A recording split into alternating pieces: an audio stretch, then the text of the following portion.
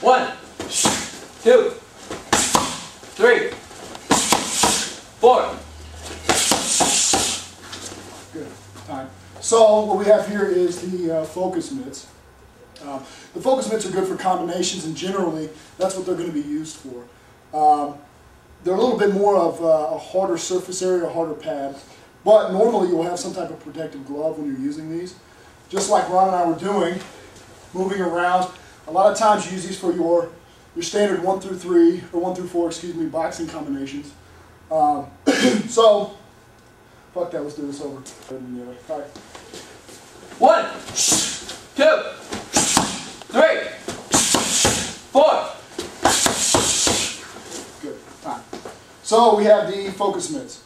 These are going to be used for your standard boxing combinations, usually a 1 through 4 number. Mitts up. Pretty much like your jabs, crosses, your hooks, and your uppercuts. The great thing about these are that they're versatile in that they can move around on different angles. The pad itself, as you can see, is slightly curved in the middle. This presents itself as hooks and also allows curves to kind of fit the contour of the human face and in the human neck. This way, when I'm actually delivering my uppercuts and my hooks, it's not too far off from when I practice with my curved pads here. These are generally a harder surface area.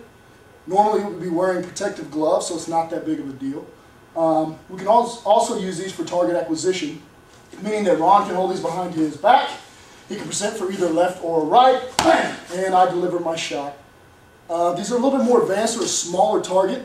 I would recommend starting with a bigger pad, but the more advanced you get, you start to make the target a little bit smaller, it makes it a little bit harder, and it develops a lot more skill. Go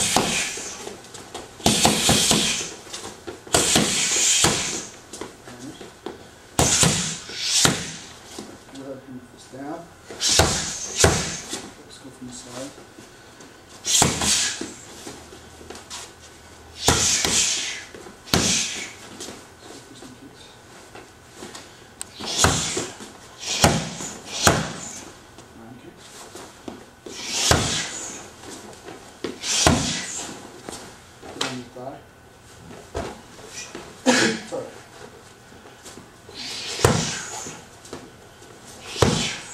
Good. Time. So next we have punch shields, also known as tombstones.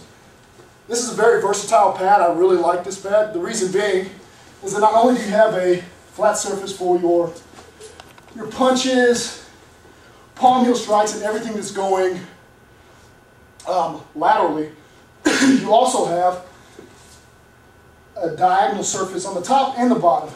This fits the contour of the face again, almost like the bridge of a nose, or can the undergirdle of the chin.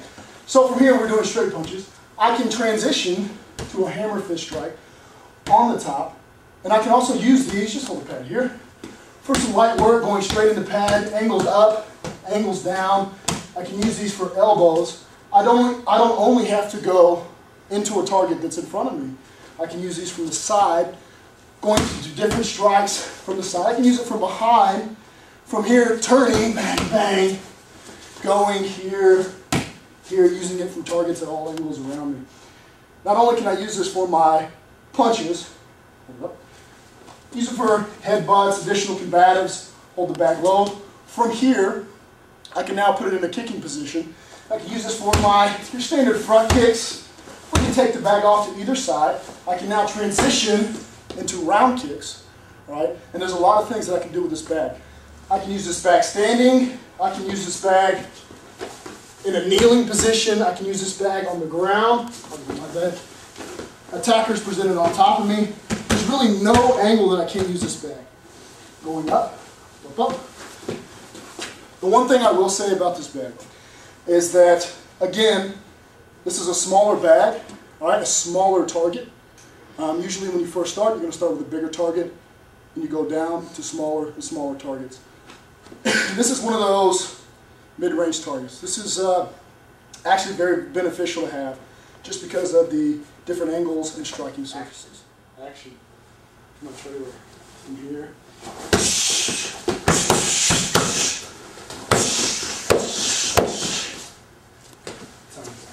So, here we have a kick shield, all right? Just like the name implies, a lot of your vertical kicks are going to be demonstrated on this shield, all right? From here, I can do any type of offensive or defensive front kick to a vertical target. I can still strike on this here, using this for my striking. It's great for beginner students because you can do all of your basic strikes on this one bag, all right? But also gives them a big target, so I'm starting out using my gross motor skills on a big target. That's what I would recommend for all beginners, is having a big kick shield. I can also transition to any type of knee strike that we have. I can really use this for pretty much anything, go for round kicks. I can hold off to the side and use this for round kicks. I can use it for front kicks just the same. All right. Like I said, this is great because you can do so much. The one thing that you can do on this that you won't do on any of the other bags is the front kicks. So let's talk about some other kicks you can do, or for side kicks. We can get into our side kicks here. We can get into our back kicks, bang, back kicks here. All right. Pretty much you're going to cover 360 degrees. I can also use this pad when I'm training by myself. Pretty much any of the pads I can use in any type of secondary attacker position or ground position. This is probably your best one because it has the greatest surface area. So from here I can use this while training for myself as having an attacker underneath me. I can use this when I am practicing my ground fighting, such as my side mounts, striking in side mounts, my top mount position, striking, so on and so forth. The focus mitts for just 1 second. As you'll see on the back, it almost looks like a glove. All right, this is where your hands fit in. Basically, that's what it is. It's a glove that has a pad on the end. All right. You have the glove itself. You have a strap to tighten it onto your hand. All right. This is why it's good for people of all different sizes. Let's talk about the pad itself. It's a harder surface, which usually requires a glove. It has a contour, a little bit of a bend in it. Let's do that again. Which is pretty much like a glove with a pad on the end of it. A strap to tighten it to my needs. From here, I put the focus mitt on. I can tighten it to however I want. And now I have a versatile movable pad. From here, it's a harder striking surface, right? And it also has a curve built in. This is why generally it puts a little bit more pressure on the wrists. However, you wouldn't use this type of pad without some type of wrist wrap or glove. Moving on to the punch shield, also known as a tombstone pad. The great thing about this is that here you have the flat surface, okay? Flat surface here. I also have a diagonal surface on the top and on the bottom. This just gives me a little bit different angles to strike on. 2 straps here so I can hold. Also has straps on the back. This way I can hold and use the pad for different areas, different striking areas. Not as hard as your focus mitt, but it still gives you a, right, it's a rectangular pad. It's got straps on the sides. It also comes with straps on the back. Naturally curved, all right, for a little bit more comfort, a little bit more safety in your kicks. Good. So here you've got your heavy bag. It's about, I believe, 6 foot in length. This is great because it almost simulates another person, a human body. It's a very hard surface. I highly recommend using gloves or some type of wrap when using this.